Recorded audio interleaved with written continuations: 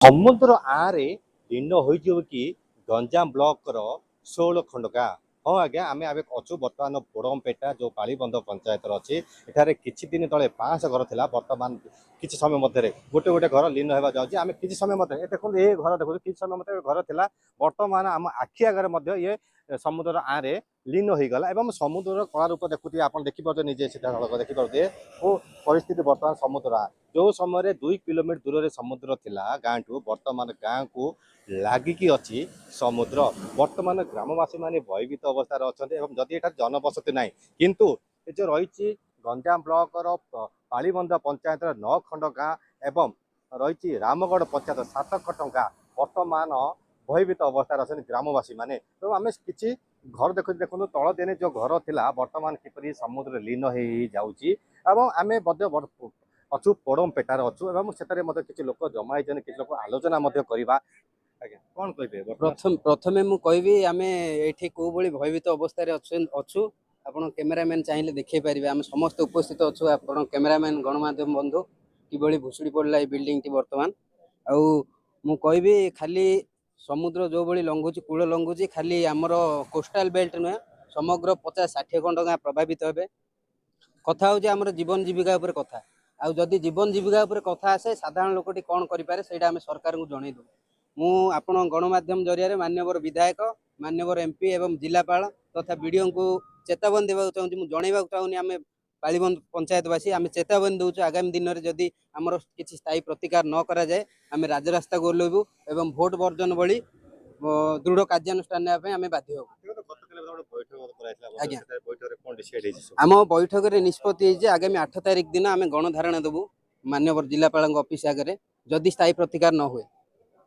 ହଁ, ନିଶ୍ଚିତ। ଆଉ ଜଣ ସହିତ ବି କଥା ହେବା। କ'ଣ କହିବା? ଆଜ୍ଞା, ଦେଖନ୍ତୁ ଆଗରୁ ସମୁଦ୍ର କେମିତି ଥିଲା, ବର୍ତ୍ତମାନ ଆମେ ତ ଏବେ ଦେଖୁଛୁ 5-6 ଦିନ ଭିତରେ ସମୁଦ୍ର 2 କିଲୋମିଟର ଦୂରତାରେ ଥିଲା। ଯେଉଁ ପ୍ରକାର ସମୁଦ୍ର ଖାଇକି ଯାଉଛି, ତାହେଲେ ଆମର ଗଞ୍ଜାମ ବ୍ଲକ ଡୁବିଯିବ।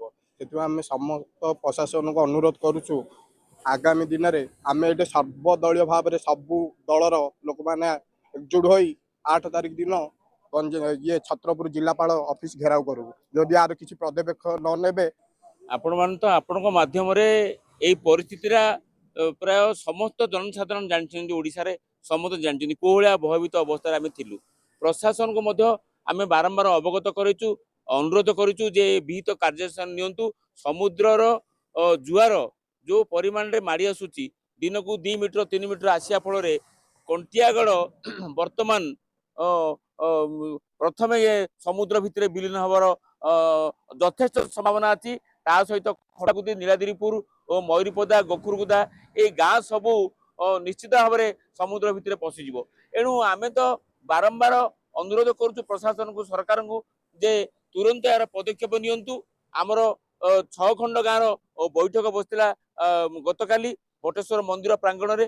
ଆମେ ନିଷ୍ପତ୍ତି ରହିଛୁ ଯେ ଆମର 6 ଖଣ୍ଡ ଗାଁର ଜୀବନ ବଞ୍ଚାଇବା ପାଇଁ ଆବାଳ ବୃଦ୍ଧ ବନିତା ଆମେ ଆଗାମୀ 8 ତାରିଖ ଦିନ ଜିଲ୍ଲାପାଳଙ୍କ ଅଫିସ ଆଗରେ ଏ ଧାରଣା ଦେବୁ ଏବଂ ଆମର କଥା ଆମେ ଜଣେଇବୁ। ଆମେ ପ୍ରତିକାର କରିବା ପାଇଁ ନିବେଦନ କରିବୁ। ଯଦି ଏହା ସତ୍ତ୍ୱେ ଯଦି କିଛି ନ ହେବ, ଆମେ ଘୋଷଣା କରିଛୁ ଯେ ପଞ୍ଚାୟତ ନିର୍ବାଚନ, ବିଧାନସଭା ନିର୍ବାଚନ, ଲୋକସଭା ନିର୍ବାଚନ, ଯେକୌଣସି ନିର୍ବାଚନ ଆସିବ ଆମେ ନିଶ୍ଚିତ ଭାବରେ ବର୍ଜନ କରିବୁ। ଜୀବନ ତା ସହିତ ଜୀବିକା, ଏ ଦୁଇଟି ବର୍ତ୍ତମାନ ଏଫେକ୍ଟ ହେଉଛି। ଆମେ ସିଧାସଳଖ କିଛି ଦୃଶ୍ୟ ମଧ୍ୟ ଦେଖେଇବେ ଚାହିଁବୁ। କିଛି ଆଖି ଆଗରେ ମଧ୍ୟ ଦେଖନ୍ତୁ, କିଛି ଆଖି ଆଗରେ ମଧ୍ୟ ଯେତେବେଳେ ସକାଳେ ଆମେ ଆସିଥିଲୁ ଦେଖୁଥିଲୁ କିଛି ଘର ରହିଥିଲା, କିନ୍ତୁ ବର୍ତ୍ତମାନ କିଛି ଘର ମଧ୍ୟ ଏ ସମୁଦ୍ରରେ ଯେଉଁ ବଡ଼ ଢେଉ ଯାଉ ତାହିଁରେ ଲୀନ ହୋଇଯାଉଛି ଏବଂ ସମସ୍ତେ ଦାବି ରହିଛି, ଯଦି ତୁରନ୍ତ ପଦକ୍ଷେପ ନ ଦିଆଯାଏ, ଆସନ୍ତା 8 ତାରିଖ ଦିନ ସେମାନେ ଜିଲ୍ଲାପାଳ ଅଫିସ ଆଗରେ ଘେରାଉ କରିବେ। ଏ ନେଇ ଗୋଟେ ତାଙ୍କର ଗତକାଲି ରାତିରେ ମଧ୍ୟ ଗୋଟେ ବୈଠକ ମଧ୍ୟ ହେଇଛି ଯେ, ଏବଂ ଯେହେତୁ ଯେଉଁ 5ରୁ ଯେଉଁ ଅଛି ଯେଉଁ 2 ଖଣ୍ଡ ପଞ୍ଚାୟତର ଯେଉଁ 15-16 ଖଣ୍ଡ ଗାଁ ଯେଉଁ ଏଫେକ୍ଟ ହେଉଛି, ତା ସହିତ ଯଦି ଏହା ସତ୍ତ୍ୱେ ଯଦି ପ୍ରଶାସନ କି ସରକାର ନ ଶୁଣିବେ, ହୁଏତ ସେମାନେ ଆଗାମୀ ଯେଉଁ ପଞ୍ଚାୟତ ଇଲେକ୍ସନ ରହିଛି ଏବଂ ଯେଉଁ ଇଲେକ୍ସନ ରହିଛି ତାହାକୁ ସେମାନେ ଭୋଟ ବର୍ଜନ କରିବେ ବୋଲି ଚେତାବନୀ ଦେଇଛନ୍ତି। ଦେଖନ୍ତୁ, ତୁରନ୍ତ ପ୍ରଶାସନ ଏଥିପ୍ରତି ଦୃଷ୍ଟି ଦେବା ଜରୁରୀ ହୋଇପଡ଼ିଛି।